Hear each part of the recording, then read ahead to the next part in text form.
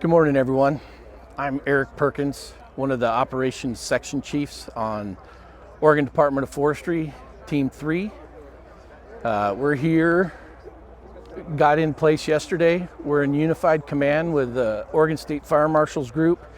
They've been here actually 24 hours before we showed up. They were working with the local Type 3 team as the fire grew. We were asked to come help out, and here we are. So I'm going to give you a little walk around the map as to where we're at and kind of the strategies of what our game plan for the day is. I'll start in the north end in Division Kilo. That's the heel of the fire. Fire originated there and then spread to the southwest. That area is looking really good. There is one area in Carcass Canyon that they did a little bit of burnout just to secure the line there. Everything went really well, looking pretty good. We'll start mopping that up today, and it bumps into the old fire scar from the Alder Springs fire, which is earlier back in June. A lot of the line in here is bumped up against that fire scar from earlier in the summer, which is actually very helpful. Not a vegetation to burn there. So as you keep coming down south on the east side of the fire in Division Alpha here, we do have an area where we don't have line on the perimeter of the fire yet. They're currently working on it.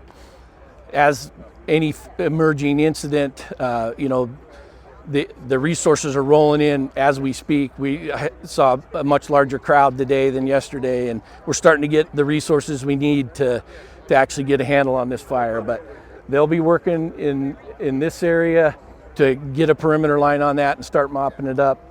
Keep coming south into Division Gulf. Last night they had great success, tied in dozer line from Holmes Road all the way to the east rim of Waichuse Canyon. So that's shored in pretty good. There's areas where they're still unburnt inside the dozer line, and we'll get to mopping that up or tight line in those areas.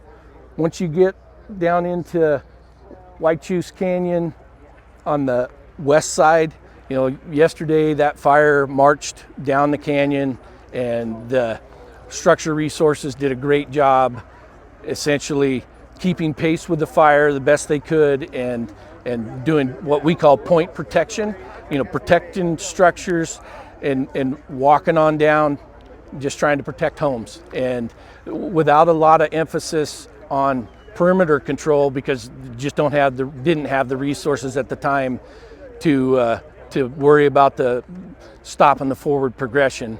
I mean, we're hitting it with aircraft, we're doing everything we can, but we didn't have resources to actually stop it. Today we're looking much better, have high hopes that we can stop the forward progression of this fire today. Having said that, we are in a firefight, and the weather's not that favorable. It's more favorable for the fire than the firefighters today, but I think we have enough resources that we'll hold our own today and just trying to stop the forward progression.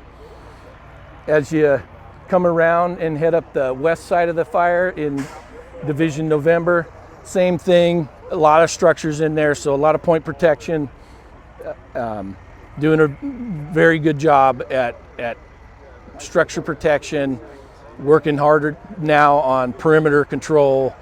And we did have an area right off of this Rimrock area that the fire spotted out of there, got established, probably grew 300 to 400 acres, and they did get dozer line around it last night.